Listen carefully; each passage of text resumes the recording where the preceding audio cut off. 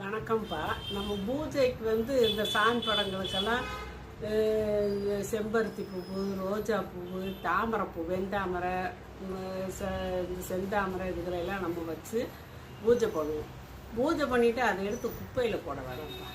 எடுத்து அந்த இதெல்லாம் பிச்சு சுத்தமாக கழுவிடணும். கழுவிட்டு இதெல்லாம் பிச்சு நிழல் காய்ச்சல் போட்டுடணும். நிழல் காய்ச்சலாக போட்டு அதனால நிழல்ல காஞ்ச பிறகு அது கூட கொஞ்சம் தேவையான அளவு பனங்கற்கண்டு போட்டு இந்த நம்ம இடிகளில் கூட இடிக்கலாம். இடித்து அதில் இப்போ கண்ணாடி பாட்டில் போட்டு அதுக்கு 3 அளவுக்கு தேனை ஊற்றி வச்சிடணும். வச்சுட்டு டெய்லி அதை பிரட்டி ஸ்பூனில் பிரட்டி விட்டோம்னா ஒரு 10 நாள் நம்மளுக்கு அருமையான குல்கந்து கிடைக்கும்.